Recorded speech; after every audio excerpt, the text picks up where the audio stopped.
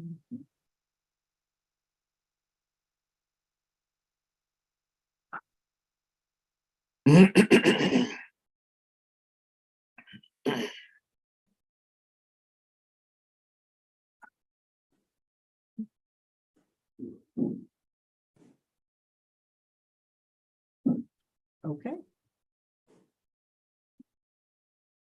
Okay, we're live. Well, thank you very much, Anne, and I welcome everyone to today's full meeting of the Committee on Oversight. Veronica, will you take the roll, please?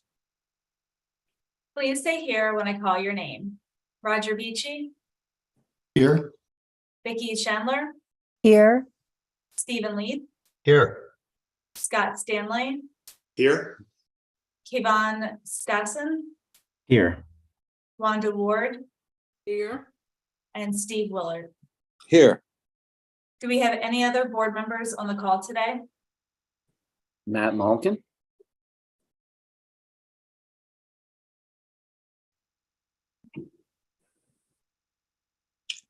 Okay, well, thank you, Veronica. As you know, our NSBO liaisons are Ann Bushmiller, Portia Flowers, and Alexandra Serchel.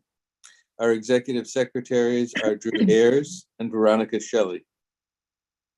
Before we get into the agenda, I want to sincerely welcome 3 new members of the National Science Board to the Committee on Oversight: Vicki Chandler, Kevon Stassen, and Wanda Ward.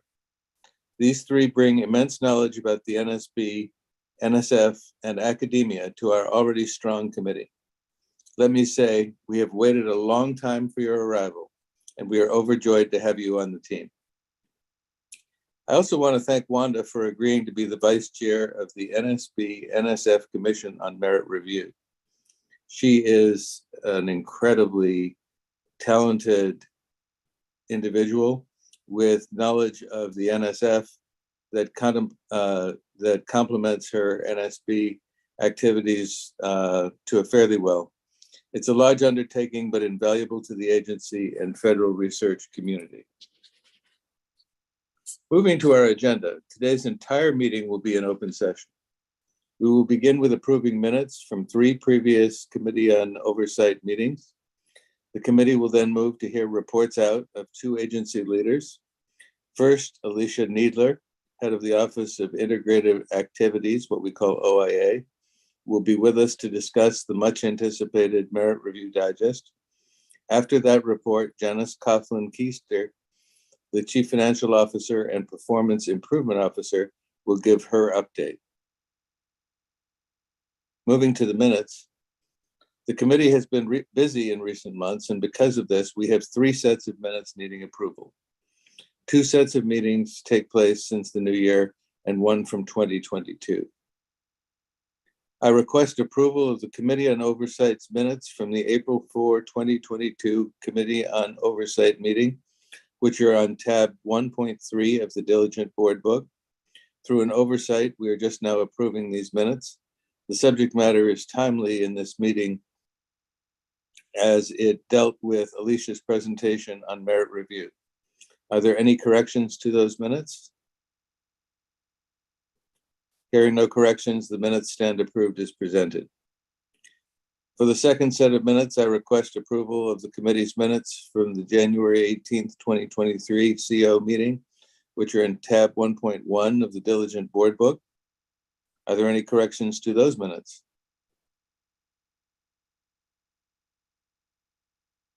Hearing no corrections, the minutes stand approved as presented.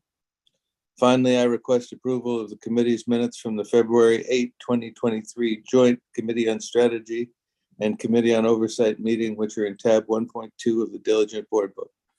Are there any corrections to those minutes?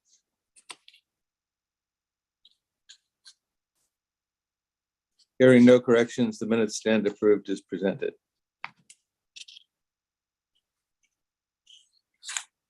Alicia will now join us to provide an update on the Merit Review Digest.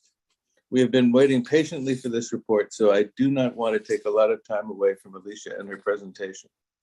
I note that we have heard that the biennial survey results are delayed. Please let the committee know as soon as the results are ready for discussion. Committee on Oversight members will have the opportunity to comment and ask questions after the presentation. Alicia, please take it away. Thank you, Steve. We are excited to join you today, and we do have a presentation prepared. I am going to turn things over to Erica Risi, who for quite a number of years and a number of reports has been the leader of the Merit Review Digest and the process to get us to each report. Before I do that, though, I do ask that you all hold your questions until the end so that we can get through the presentation and then have plenty of time to address those questions. So with that, Erica, I'll turn things over to you. Thank you so much, Alicia. Let me take a minute to just make sure my slides are up and ready to go. Okay. I think you should be able to see everything. Is that correct? Okay. So thanks very much for having me here. I'm really delighted to be here today and talking about not only the Merit Review Digest, but also giving you some updates on some other related and relevant work that we're doing around merit review. So I'll start off with some information or highlights, brief highlights from the Merit Review Digest and talk briefly about the survey. And then I want to share some information, some updates on various merit review pilots and other assessments that we have ongoing. And then I'll round it out with an update on some efforts that we've had underway to improve access to merit review data and the usefulness of that data. So before I dive into the data, since we are going to be talking about the FY 2021 merit review snapshot, I just want to kind of take us back a little bit and remind us where we were in 2021. So by the beginning of the fiscal year, we were about 6-7 months into the pandemic. So some significant events within that fiscal year. NSF received $600 million from the American Rescue Plan to prevent, prepare, and respond to the coronavirus. For the entirety of fiscal year 2021, all of our merit review panels were conducted virtually. And then as an agency, one of the priority things that activities that we were involved in were taking steps to improve the collection of PI demographic data. So having set the stage a little bit, giving you some context, just in summary, in FY 2021, we evaluated over 43,000 proposals and awarded over 11,000 new competitive awards for an overall funding rate of 26%.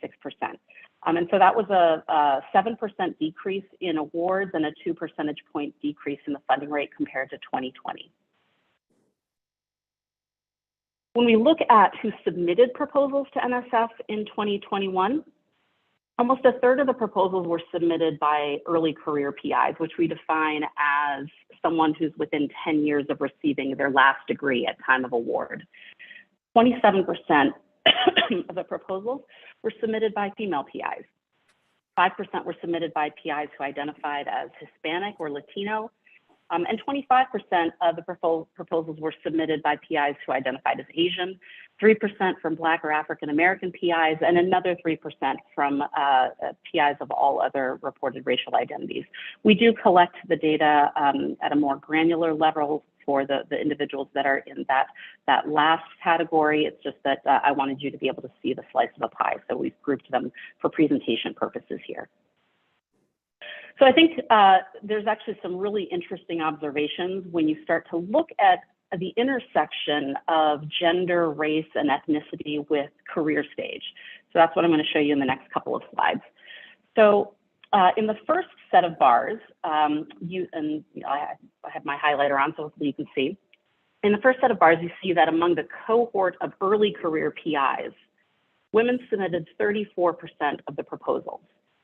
In the cohort of latter career PIs, women submitted a smaller share of proposals at 28%. Conversely, men submitted 62% of the proposals from early career PIs, but a much larger 70% of the proposals from latter career PIs. We also see racial differences among early and latter career PIs, with greater representation in the early career cohort from PIs from all racial identities except for white. So you see the top bar in each of these groupings is the early career PIs, and the bottom bar is the latter career PIs.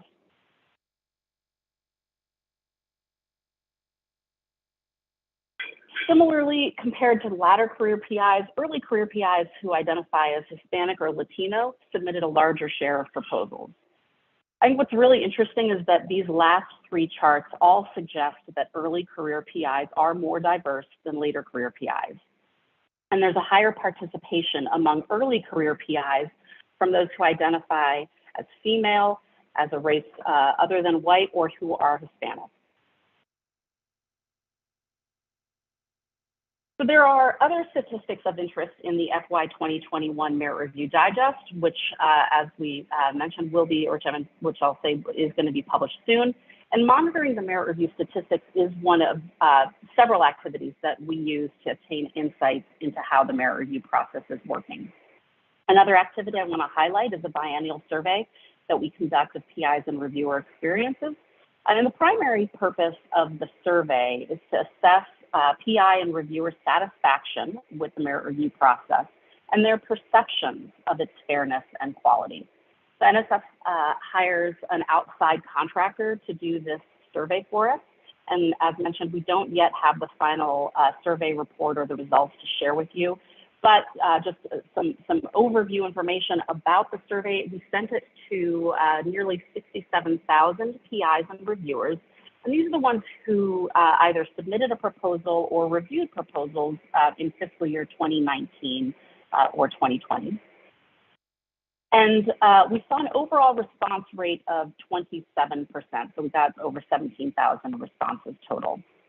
Of those who responded, about half participated in the merit review process as both reviewers and applicants, whereas 32% were participating only as applicants, and the remaining 20% participated as reviewers only. And we do look forward to sharing the results with you for the full survey once they're available. Okay, now I want to provide you with an overview of some of the other pilots, assessments that we have going on, both ones that are ongoing and some future plans.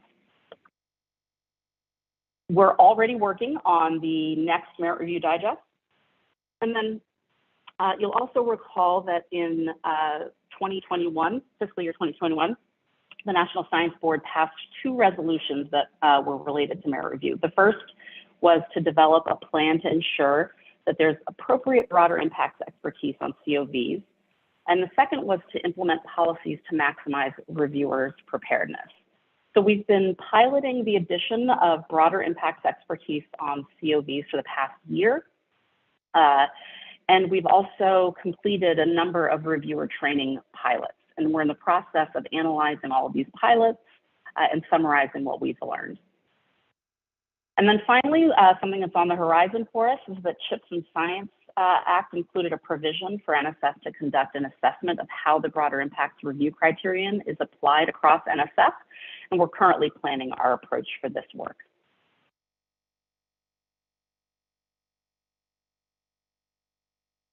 The last thing I want to cover today, before we open it up for discussion, is to give you an update on some of our efforts to improve access to and the utility of merit review data. At the last NSB meeting, there was a brief discussion about the need for demographic data on PIs and others that are engaged in NSF activities. And I thought it might be helpful for you if I walk through the very extensive activities that we've had underway over a number of years to improve data collection from PIs. So starting in September of 2021, PIs who were registering as a new user in research.gov, since that time, they've been required to provide demographic data as part of their system profile. As with, we've mentioned before, in all cases, do not wish to provide is a valid and allowable response. And in April 2022, existing PIs that had incomplete profiles were prompted to fill in the missing data. And we took it easy on them for the first few months, and they could defer that update for three times. And in July, we made it, we limited their ability to defer to just one chance. But we're not done. We do have other plans to improve demographic reporting. We are rolling out this same approach that I just walked you through to reviewers soon. That will start, I believe, at the end of this month, actually.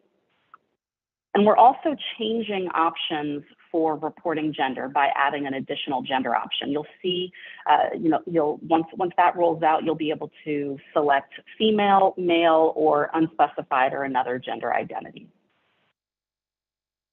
So as a result of these changes, we have a much more complete picture of our PI community. And to show you how the data have improved, I've got a couple of comparisons here. The first bar chart shows you how much demographic data we had on proposals that were submitted in FY 2021 and what the demographic data for those proposals looked like on October of 2021. And you'll see that the first segment here is the percentage of proposals for which we had complete PI demographics. So that complete means that they reported gender, race, ethnicity, and disability status. And we had complete data for 43% of the proposals.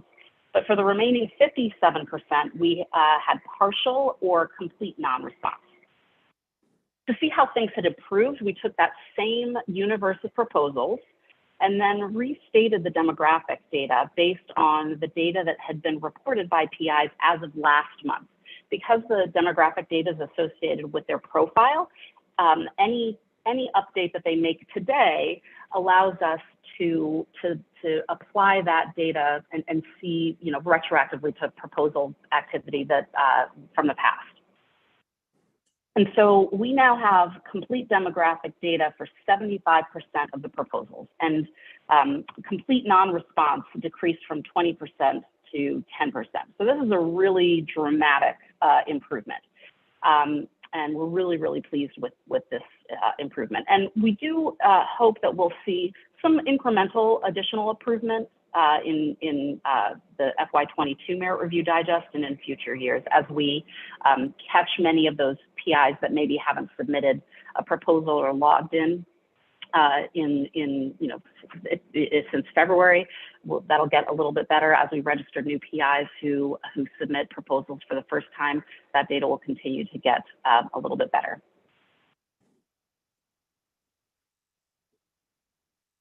And the Merit Review Digest, so where you'll see that data most obviously is in the Merit Review Digest, and and we did restate this data in the Merit Review Digest that you have at hand, the FY 2021 Digest.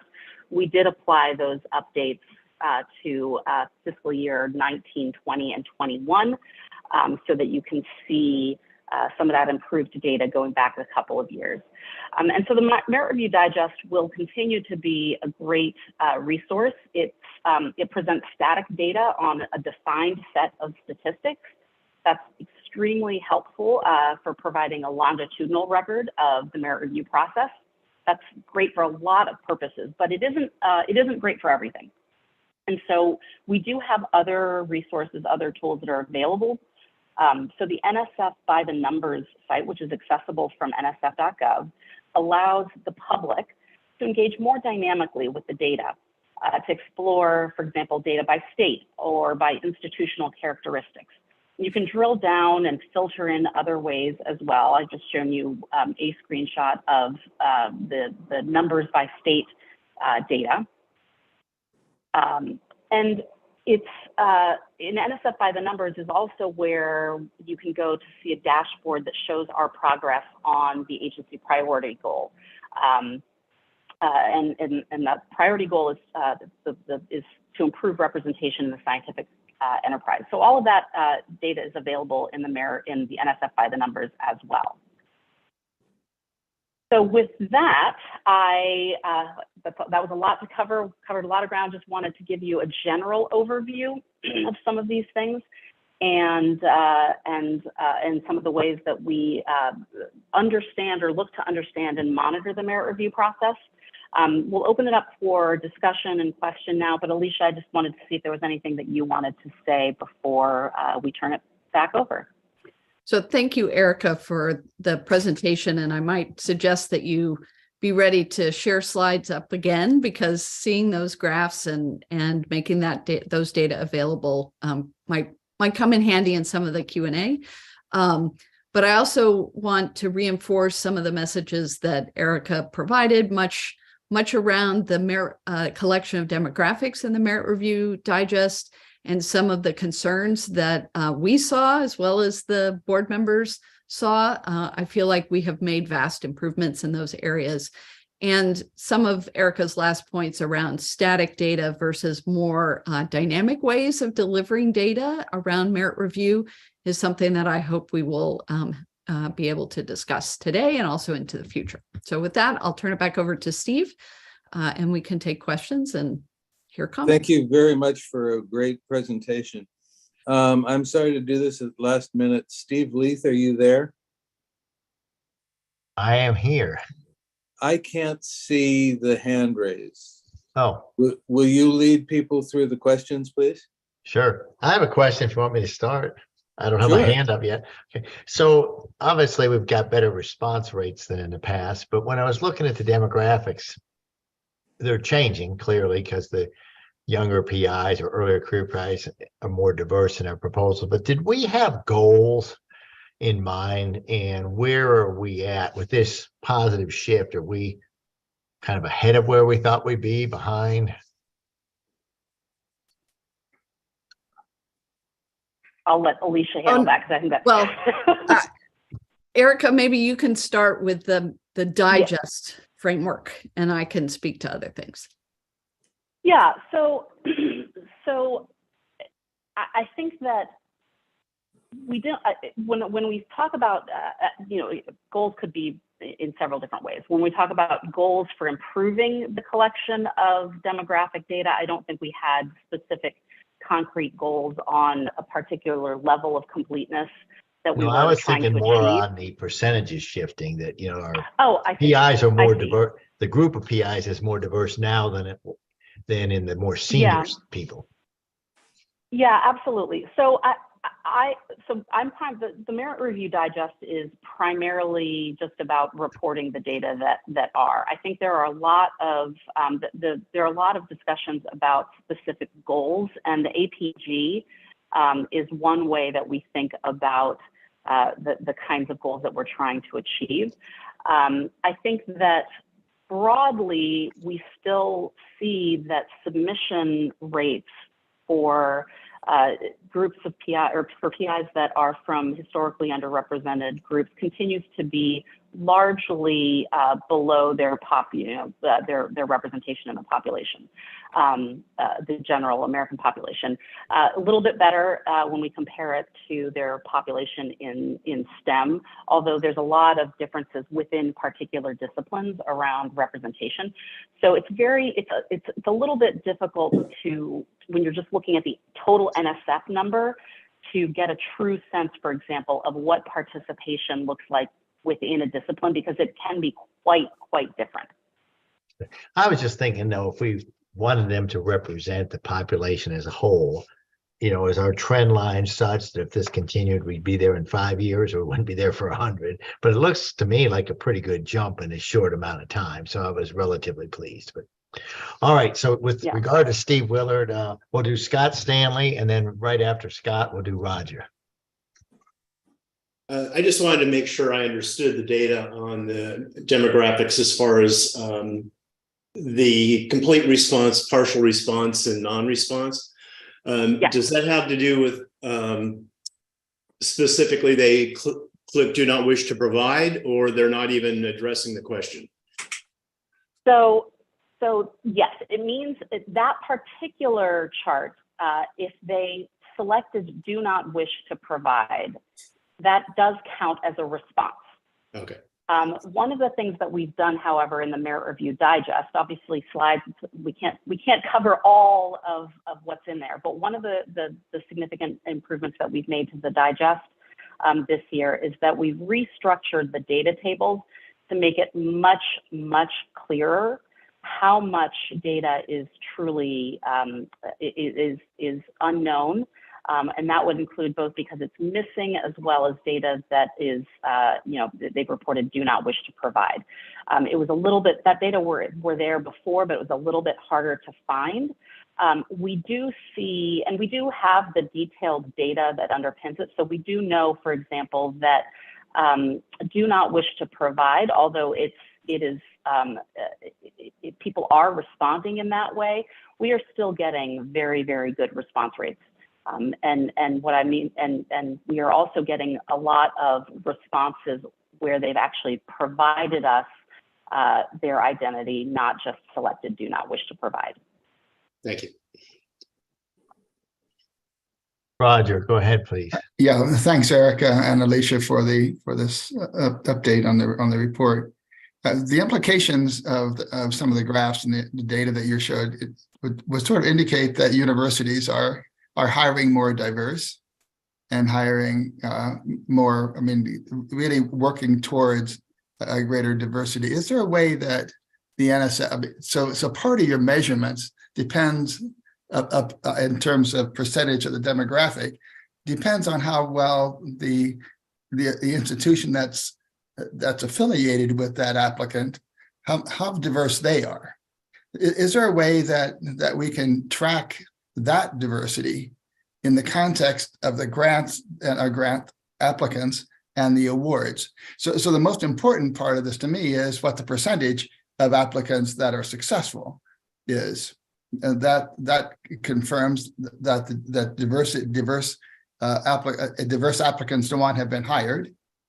And secondly, the quality of the proposal is high, and the success rate then tracks with a different demographic, not the demographic of the U.S. society, but the demographic of the university society, right? So how are we doing? I mean, those comparisons are important too, and I wonder if we track any of that information. So, Roger, thank you for that question. Erica, if I can jump in first, and then please continue after me. I think that there are a number of challenges out in the research and institutional community around this. So I'll give two examples. One is that most reporting that institutions make about the demographics of their staff, their instructional staff, is done through calls for that kind of data annually through the Department of Ed. And typically most well-resourced institutions have an institutional research office that has staff who can pull all those numbers together and provide them. But most often institutions as well as Department of Ed don't ask for those faculty to be divided out by discipline, by STEM disciplines, or anything that way. We get this aggregate number of the number of faculty, instructional faculty, part-time, full-time, and so on. So having it by discipline is an area of capacity that institutional research offices have to have in reporting those data or making them available. And they don't all have that. So for the populations of minority serving institutions, emerging research institutions, those that are under-resourced and understaffed, it would be harder for us to get those data. And that is a set of institutions we want to be inclusive of. And so I think this is one of those areas of partnership that the agency, the board, and others can call attention to and speak more about the connection to institutional research offices, the capabilities in institutions to report these data, and also ask for having the STEM disciplines be represented in the intersectional reporting of those data. So I think that's where our challenge resides, in working with institutions to get the data that we want to be able to make those comparisons. Yeah, thanks, Alicia. I understand it's a challenge because I was going to ask you about if R1s break out differently than emergings, break out differently than the historically minority institutions. It's just that we have the opportunity as the NSF to help lead the change in universities, and I hope our policies at the board and at the NSF do that, help to encourage universities to be more diverse, to look at opportunities for hiring younger people, et cetera, et cetera. So just sort of a grander vision that's a little bit larger than just counting numbers of successes. And the only thing I'll add to what Alicia said is that it's one thing that is probably good to mention is that those demographic shifts among early career PIs may be very reflective of broader shifts in demographics at large of the nation, and not specifically. I think it would be hard pressed to try and attribute it specifically to policies at a particular institution. It could be, but there's also a lot of demographic shifts happening in general among younger members of the population, which may be at play here as well. Steve, I don't see other hands up right now, so I'm not sure where we're at, but I'll make a call. Are there any other questions? Steve, are you going to jump in? Other Steve? Yes, I'll jump in. Thank you very much for that. And also, I would encourage you, as in connection with the merit review process, the NSB issues an overview of the merit review process, which we're in the process of collecting ideas for. If you have some of these policy ideas, an email to me or to Ann Bushmiller or both would be very appreciated as we prepare the 2021 overview of the NSB, of the NSF merit review process. With no further questions, Alicia, thank you so much for a report which was informative and productive. The CEO will consider the proposal in the options menu, but will not make a quick decision today in the course of a very full meeting. We may take it up at the April meeting when we may possibly have the draft overview to discuss. I turn now to Janice Coughlin-Feaster. Janice, would you care to make your presentation as NSF CFO? Absolutely. Let me just share my screen quickly. Let's see. There we go. Well, good morning, and thank you very much for the opportunity to speak with you today. Today, I'm going to share a few updates since providing my February written report, but I'd like to start off with an introduction to Budget, Finance, and Award Management as an organization, not only to our newest Committee on Oversight members, but to really reintroduce ourselves to the committee as a whole. I've stepped into this role last August after having served as the deputy for the prior 4 years. So I'm honored to lead this amazing organization and see the impact of our efforts on NSF's mission every day. So our name, BFA, covers our functions at a very broad level, but perhaps the best way to get to know BFA is to look at how we've supported NSF's mission. So here is a snapshot of what we did last year. Every dollar that NSF receives that comes in and leaves NSF is touched by a BFA staff person. And often we touch the same dollar multiple times. We never spend the same dollar multiple times, but we will touch it multiple times. So this means we're developing the budget, and then we're allocating funding. We're reviewing solicitations, we're conducting pre-award reviews, making those awards, processing the payments to the awardees. We're conducting outreach and training to awardees and staff. We provide guidance and tools to support shared oversight responsibilities, and we ensure proper controls over financial reporting and conduct post-award reviews and resolve audit findings. So I know that's a lot, and in fact, that doesn't even cover everything we do. So I'm going to try to break it down in a few different ways. So first, if you take a look at our organizational structure, and maybe familiarize yourself with the names that you'll see in future NSB meetings. So Jason Bossy and I serve in the front office of BFA, where we have a small staff that supports the work of 6 critical units. And our front office team also includes those who lead the NSF performance management activities. So this is our annual performance plan and report and our agency priority goal.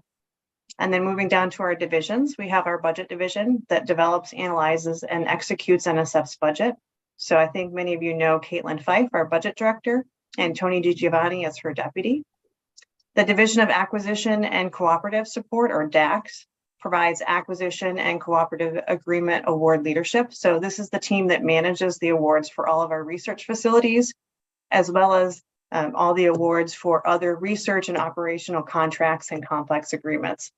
So you may also recognize Patrick Breen, and we're actually happy to welcome Charlene Thompson this week as his new deputy.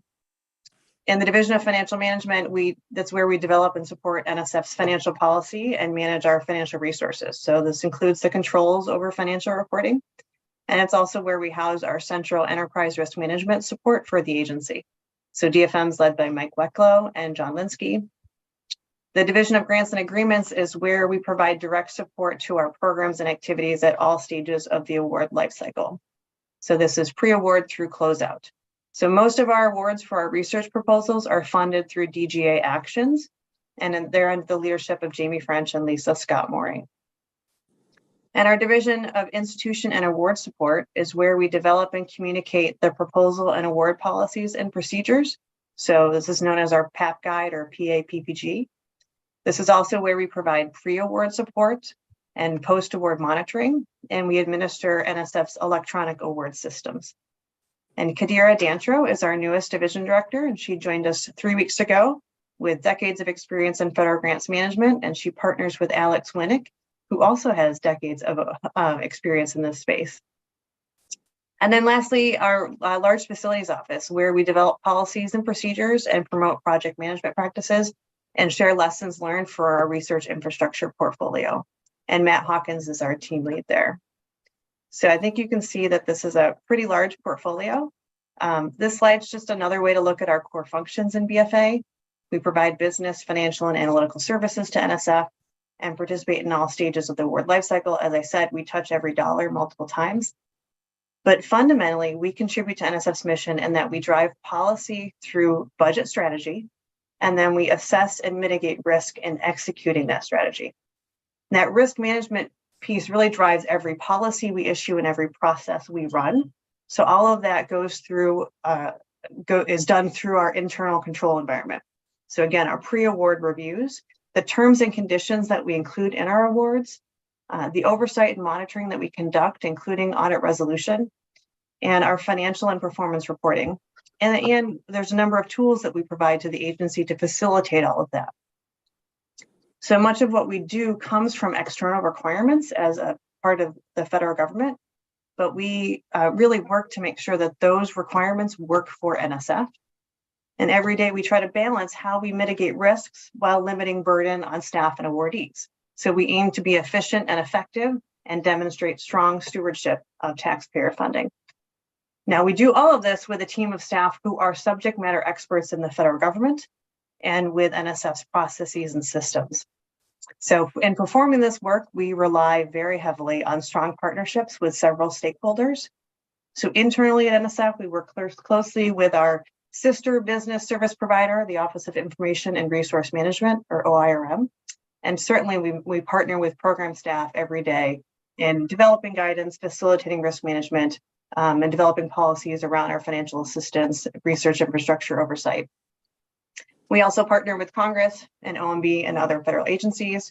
So for example, we're the primary point of contact with OMB on the budget, but OMB also leads government-wide policy in the areas of financial assistance, acquisition, and financial management. So we work really hard to cultivate those relationships, and for many of us, they span the life of our careers. These relationships are critical to our ability to navigate the federal landscape and ensure that NSF's interests are met in cross-agency processes, councils, and the like. We partner with the research community through outreach and technical assistance.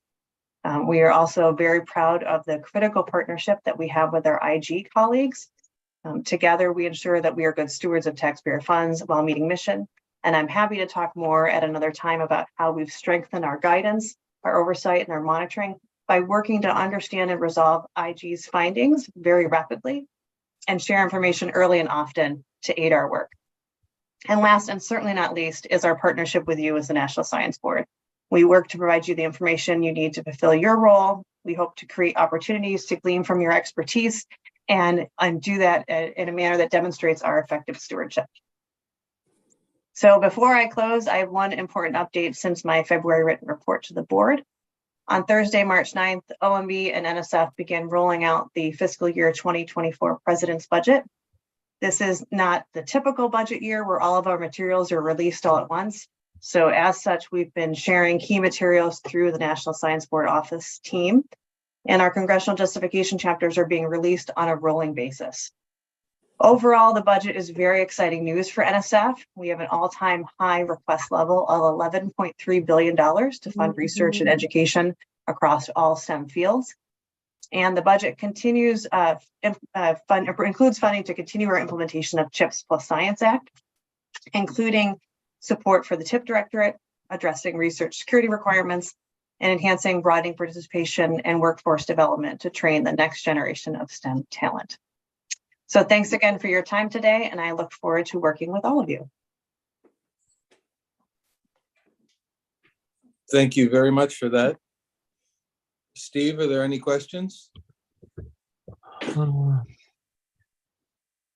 not seeing any. I'm not seeing any.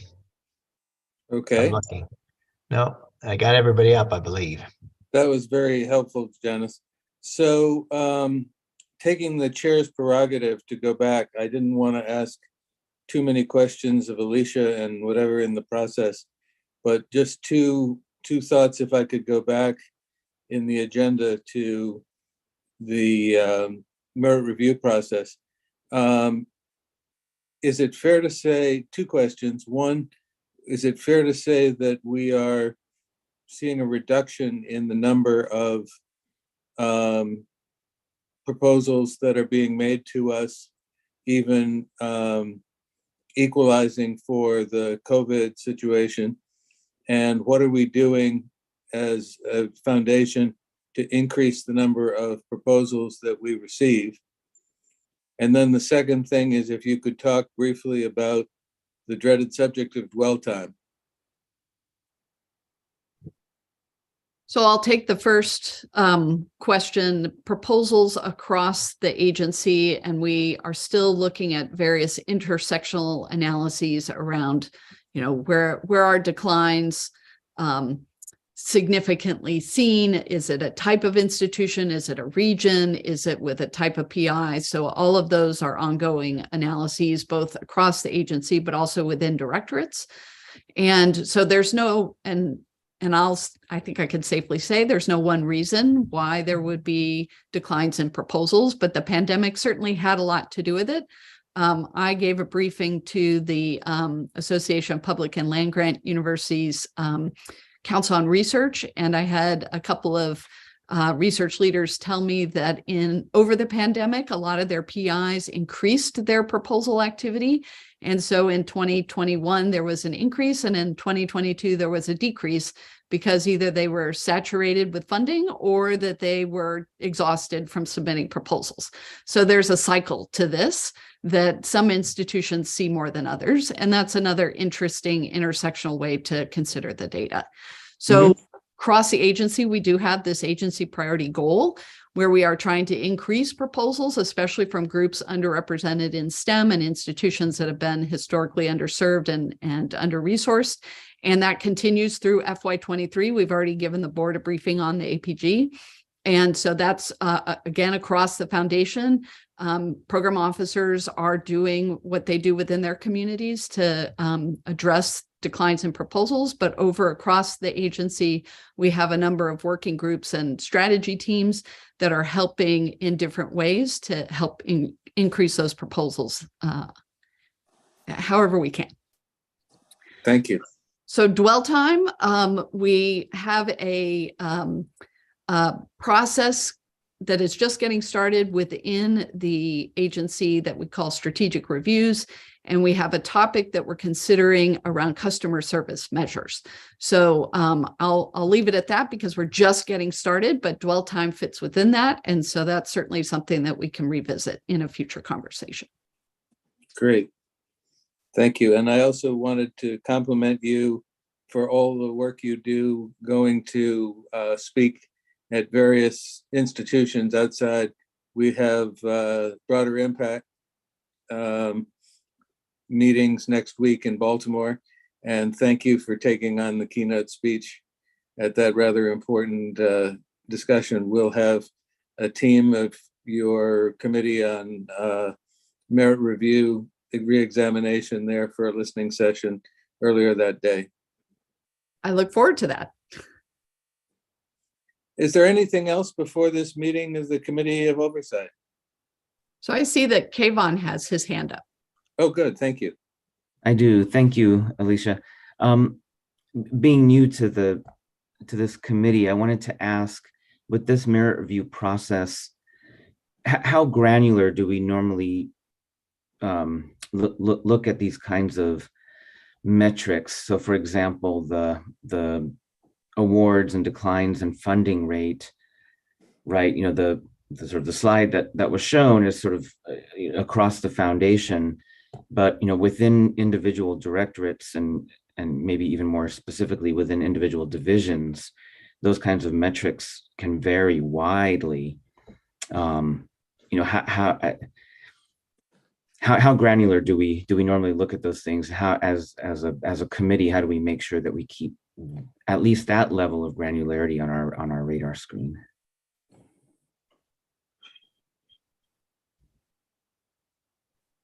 So I'll let Steve address it from a committee perspective. I can say that from an NSF perspective, the Merit Review Digest and the way that it's been organized for a number of years is a cooperative process that NSF and NSB talk about in terms of what areas of measures that are of interest.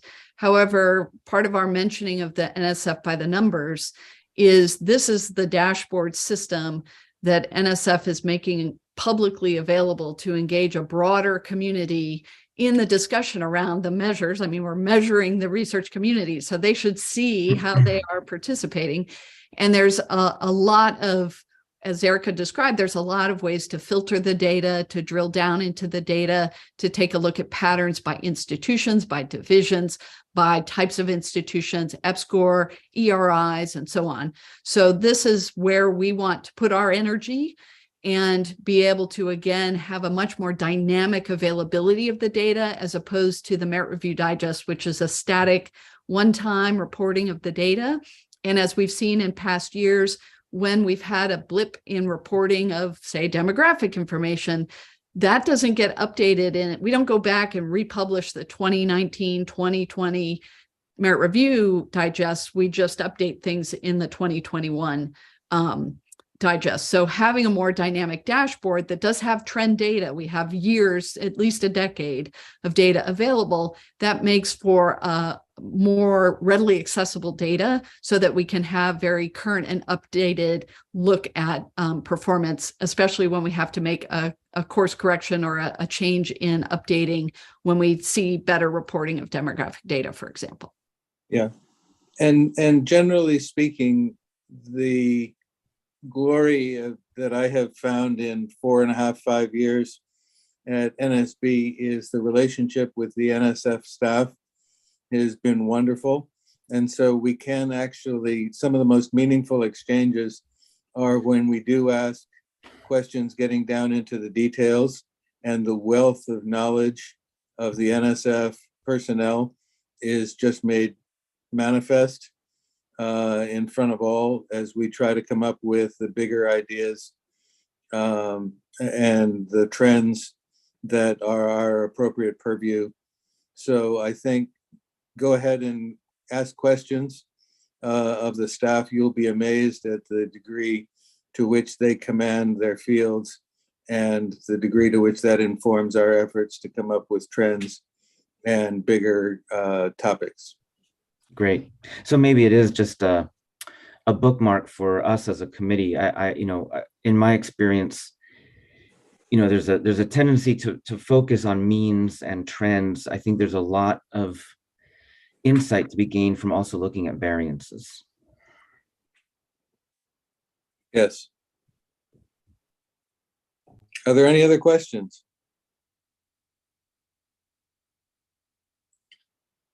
Okay. Thank you very much then. This concludes this morning's meeting of the Committee on Oversight at about 11:22 Eastern Standard Time. I thank our committee members for their participation in this open session and welcome our new members. Thank you all for your time. Thanks, Steve.